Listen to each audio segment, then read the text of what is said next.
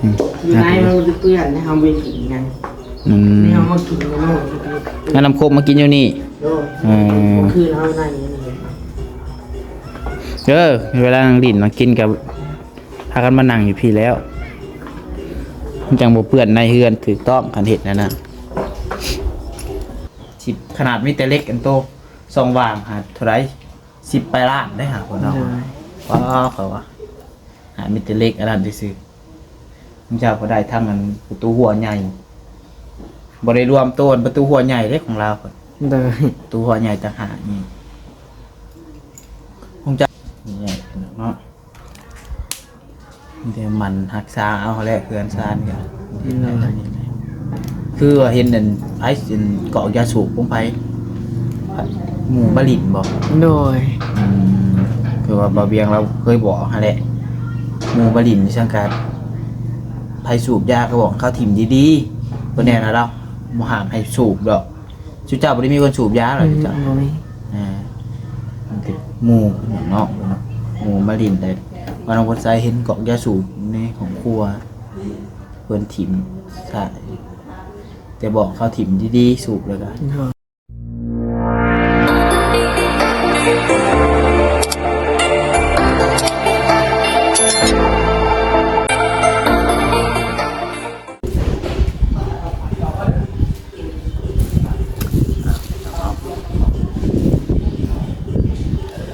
ครับทักทายสบายดีสวัสดีพ่อแม่พี่น้อง FC เพื่อสุขสุคนที่มองสู่บอนเนาะก็อยู่ฝั่งลาวฝั่งไทยและก็อยู่ทางต่างประเทศน้องเอ้ยการยินดีต้อนรับเข้าสู่ช่อง YouTube น้องผัดไส้ชาแนลอีกแล้วพี่น้องเนาะมาพบมาพอกับน้องผัดไส้อันนี้พี่น้องการสิมาอัปเดตทางเพื่อนทางซ้ายของน้องจ้อยพี่น้องได้เบิ่งได้ชมกันพี่น้องเนาะโอ้ยยัดกล่องตกเลยเปิดคลิปอยู่บอลหนังของน้องจ้อยหนาเพื่อนคนนี้แหละพี่น้องลมมันสีแห้งมันเนี่ยไปลุกเนาะตกนี่พอแห้งเลยอย่างนอกของกล่องของคนใจยัดใส่ไปเลยอย่างนอกนี่คือปีปลายได้ดิเจ้าตัวทนอยู่อย่างนอกตัวทนอยู่อย่างนี้เนาะพี่น้องเลยเนาะวันนี้น้องคนใจกันมาเป็นสายสัตว์ของน้องจ้อยเพื่อนพี่น้องพี่เราเปิดหลังจากเกิดน้องจ้อยเป็นแล้วเปิดทุกอย่างเนาะเนี่ยเปิดกันจากเจทาบริท่าเนาะยกนะแต่เรามี6บริท่าสีกำแพงมันเนาะเราชมน้ำกันเราเห็นอะไรกันเนาะเอาพี่น้องจะได้กับฟังไปเรื่อยมาเดือดฟังไปพี่น้องเป็นกำลังใจกดไลค์กดแชร์คนละ1 ไลค์ 1 แชร์เพื่อเป็นกำลังใจน้องบัดไซเนี่ยพี่น้องเนาะเอาพี่น้องเบิ่งกับของเราทางหัวของกำลังใจเป็นแบบนี้เนาะ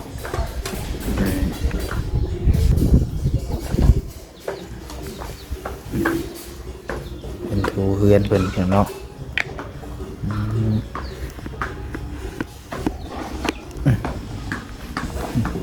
ปัดแล้วบ่นี่ยังไม่ได้ปัดทูเลยฮะ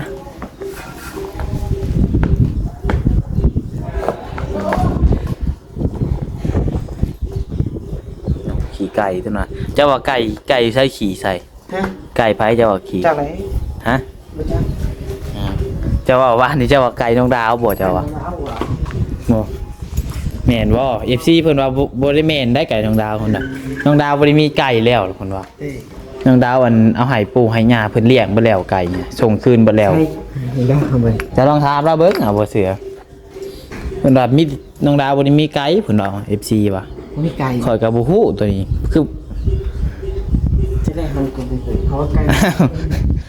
เจ้าตู่ว่าไก่น้องดาวมาขี่ใส่เฮือนเจ้าว่า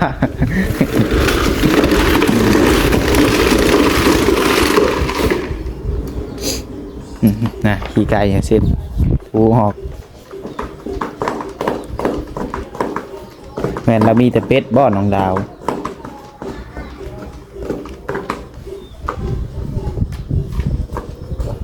บริสุทธิ์ตั้งแต่เมื่อขึ้นเฮือนผมบอกนี่ถูกแล้วมันจะเหลือ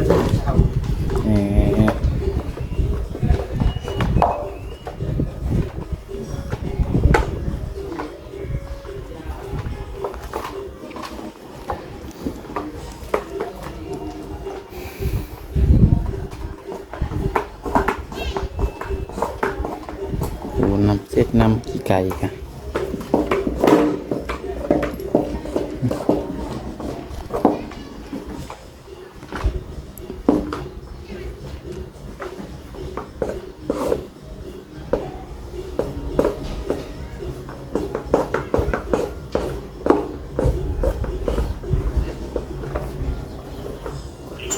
มื้อนี้ก็หนึ่งข่าวกินเองบ่มื้อนี้ นี่นะพอฉินบริตัวแรงบริตัวแรง ตอนเช้าเมื่อคืนนี้ไม่ได้มาข่าวทราบ มาเนี่ย มาแต่คืนนี่ โดย แต่บ่ได้หนึ่งบ่อสานี่ บริเวณเปล่าไปกินพุ่น เอาบ่อนั่นบ่อสามันบ่ออนาโพดบ่อบนหนึ่งไว้ นะ มันบอกเป็นหยังบ่ ชอบแบบมีหนังเนาะ เออ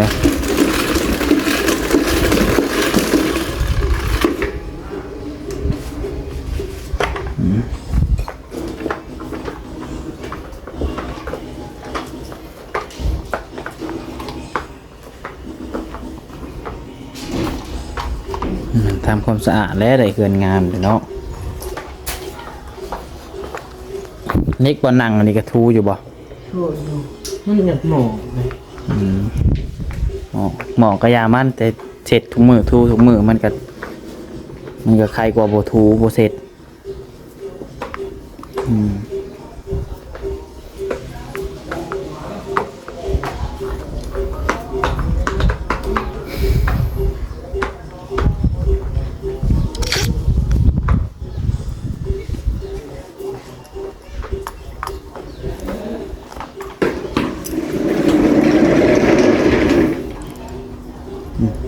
น้ำกินกระเบิดแล้วบ่น้ำกินนี่ นั่งอยู่พุ่นน้องนั่งอยู่ห่างมาเบ็ด ในกระตุกใหญ่ผู้ โดย แอมไปซื้อ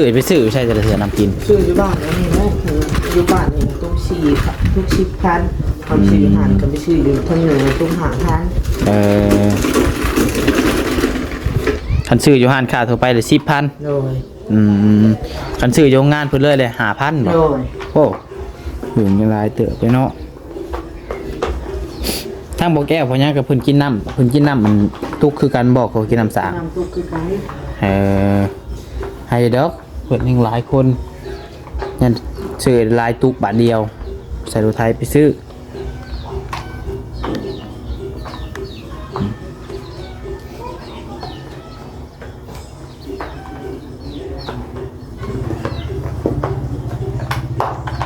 จ่ายเป็นทูก่อนพี่น้องจังดังลมคุยกันจักเล็กจักหน่อยพี่น้องเอ้ยพอ FC สาวกินหน่อย กินเขากินเอาโคกเขามานั่งอยู่หน่อยดิ ฮะ มันก็เลยอยากเหนียว น้ำโคก เลย แต่ตอนนี้คอยมาเหยียบแล้ว อยู่ในมันจะเปื้อนนะเขาไปกินกันนี่เขามากินกันหมด งั้นน้ำโคกมากินอยู่นี่ โดยคือเขาในนี้ เวลานั่งดินมากินกับพากันมานั่งอยู่พี่แล้วมันจังบ่เปื้อนในเฮือนถูกต้องคันเห็ดนะ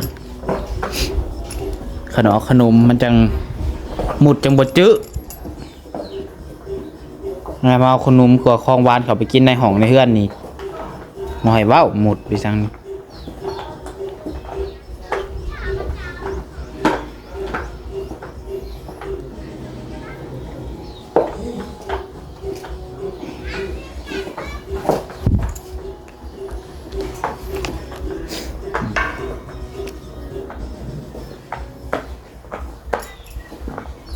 ถูไปถูมาจังแล้ว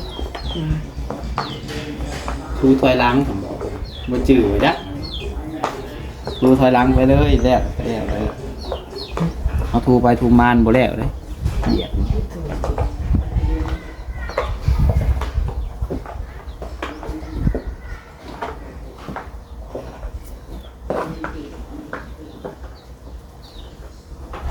เอาถูละเอียดมันสิเห็นหอยตีนนะคือเก่า เดี๋ยวนี้เริ่มเลย เดิมเลย เริ่มแล้ว เริ่มเลยก็เริ่มเนาะโต๊ะกระเสร็จจะบอกโต๊ะหนังค่ะยังไม่ได้เสร็จเลยไม่ไหวด้วยข่อยหนังก็บาเวียงเปื้อนอยู่ที่เสร็จอยู่ผ่าเวนอดผ่าเพหาเสร็จโต๊ะเสร็จตังน้ำแน่เลยนั่นแหละกันเป็นกันเนาะกะโลแพนีกับเพิ่นยังไม่แก่เลยเนาะ ห้องนี้บ่จะนอนเหรอน้องจอย มองคนไหม ห้องนี้น้องไทดาน้องถ้วยบ่ โดย อืมดอกไผ่ฉันก็ได้เบิดแล้วเนาะ โดย เวลานอนกับเปิดไพ่นอนบ่จุเจ้า มันเปิดแต่ดอกนี่แหละ กับดอกนอก โดยเงา น้องครัวของยังกับมันปัดน้ำเนี่ย เดี๋ยว เฮ้ยนี่เก็บไปถิ่มเนี่ยแก้วช่างบดมาตั้งไว้แล้วนี่อาจุเจ้าใครตู้เย็นแล้วมันสิตกอันนี้ก็ตกแตกย้อนทุกหนอกทุกน้ำน้อยนี่ ในที่หายหมูทิม ทุกน้ำน้อยกับคะแนนมันชุเจ้ากินเด้งกับพานกินตัวไฮบางเถื่อโตยังบ่ทันแก้ก็ไว้ให้แข่งคนบางเถื่อเพิ่นมาหลินมายาม มีแล้ว ทำหุ้นแน่ มึงหงตั้งแต่มือมาผู้บ่ เลย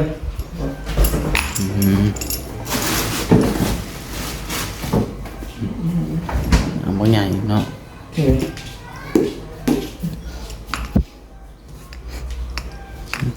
ทำหุ้น เลย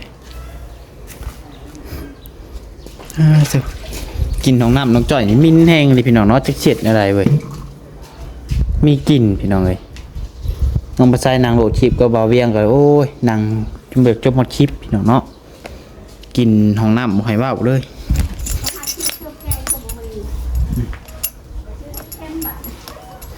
นี่ก็ขี้ฝุ่นมันปิวมาพี่น้อง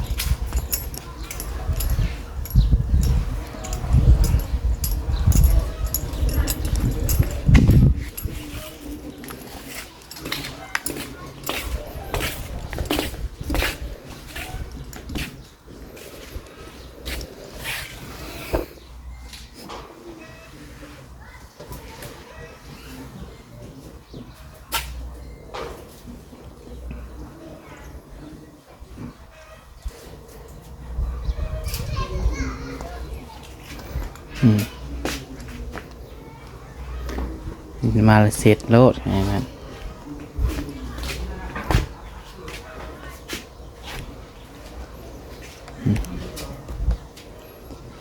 ให้กูเสร็จพี่น้องเนาะ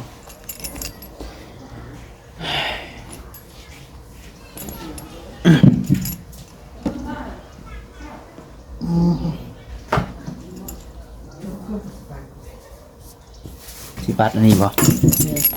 บัตรก่อนครับ ตีเลย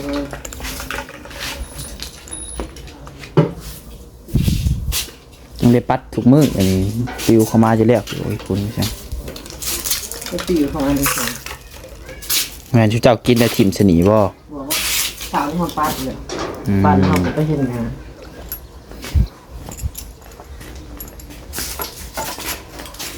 หมู่ครูมาหลินมาหยังกับบอกเขากินให้ถิ่มสิทั้งขี้เหนือข้างแน่มันทั้งขี้เหนือก็มีอยู่บนจูดผมบรรทัดจูดมันจะง่าย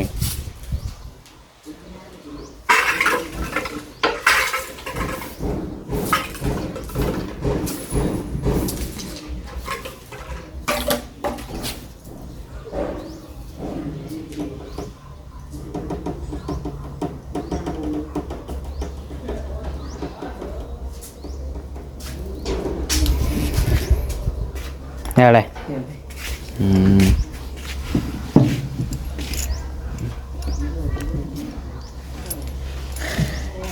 แล้ว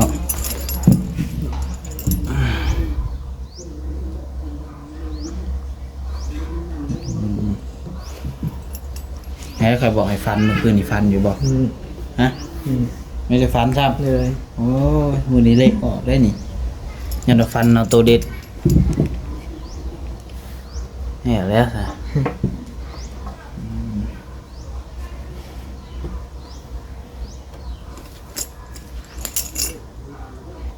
เห็นแล้วบ่อันหัวของน้องดาวเพิ่น โดยเห็นเลย งามอยู่บ่ น้ำเลย จะเขาไปเบิ่งว่านี่บ่ เขาไม่ได้ข่าวอันนี้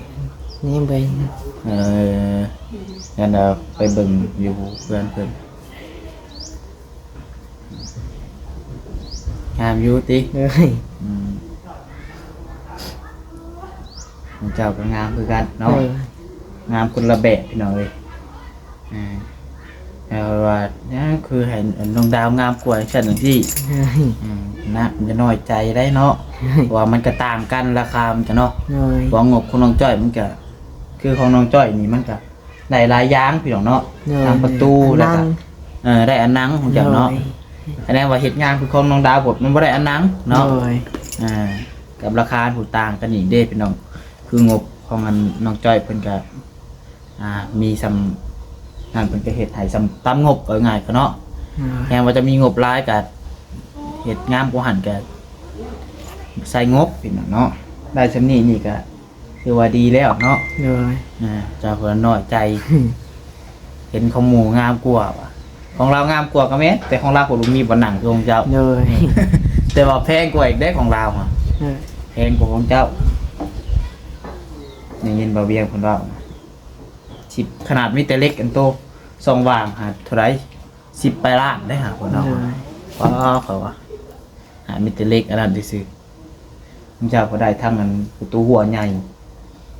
บ่ได้รวมต้นประตูหัวใหญ่เด้ของเราพุ่น เลย ประตูหัวใหญ่ต่างหากนี่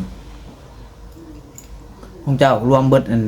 หูยบ่เท่าไหร่ 30,000 30,000 เลย แล้วเบิดเลยเนาะ เลย ทั้งประตูใหญ่ทั้งอันฮาวหัวเป็นฮาวหัวซะเป็นอะไรเอิ้นไงอันน่ะฮาวหัวแล้วก็บ่อนั่งเนาะของน้องดาวบด10ไปล้าน10ไปล้านถ้ามีแต่อันฮาวหัวซื่อๆบ่รวมตัวอันประตูใหญ่มีมาต่างกัน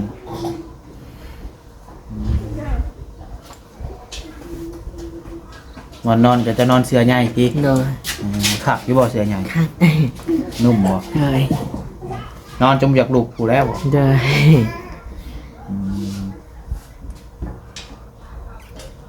นี่เนาะเดี๋ยวมันหักษาเอาแหละเพื่อนซานกัน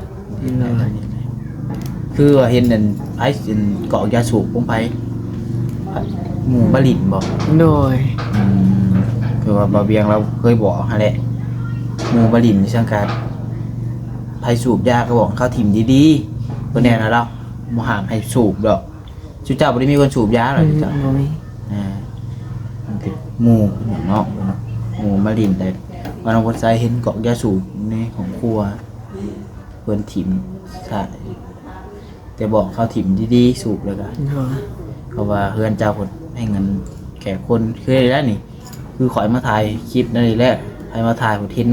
มันบ่งาม เลย เห็นบ่งามเพราะว่าเขาถ่ายคลิปให้คนทั่วโลกเบิ่งขนาดเรื่องเนาะแต่เพิ่นเห็นไปเห็นมันก็บ่คักในตาแล้วเพิ่นสิเว้าใส่เฮาเอาเป็นเจ้าของเฮือน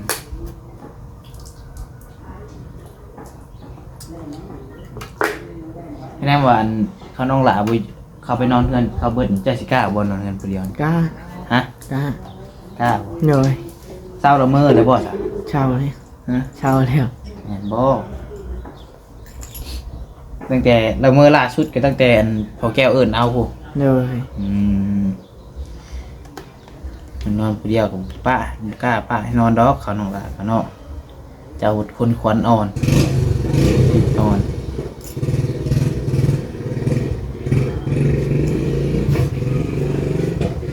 ว้าวเนาะอันไหนบ่ดีก็บ่ต้องเฮ็ดเป็นแนวดีๆกระแจก็แยกไว้แล้วบอกกระแจเจ้ายังบ่ได้แยกซ้ำ เลย เนี่ยเราแยกไว้เลยกันไปฝากน้ำพอแก้วน้ำดุกหนึ่งฝากพอแก้วกับพรจอยบัตรคือกันนะเป็นมาหาแล้ว บัตรเขาลืมกระจกกระแจหดเข่าว่าได้จังหน่อยแถมจะลืมต้นทางนอกนี่ยังสียากนี้ เลย ต้องไปผากไว้น้ำเพิ่นน้ำเนี่ยเราลูกประตูห้องกับประตูเพื่อนคือว่าจะแยกไว้ก็ได้จะแยกแล้วจะหาบ่อนไว้ฉลาดหน่อยลืมอีกคือมื้อนั้นได้ปีนอีกใครยุ่งมันยังบ่ได้มันมีบ่อนปีนมี2วางคันมันนั่นใส่เพดานคือเอาไปสังหารบ่อนปีนน่ะบ่แห้งสิได้ยันประตูเขาแยกไว้มันจะบ่ลงกันใส่พวงหาผายผูกแขนสีฮะมาหอยของไปของมันโลด ห้องนี่สีนี่ห้องนี่สีนี่ก็จื้อเอายังบ่ลง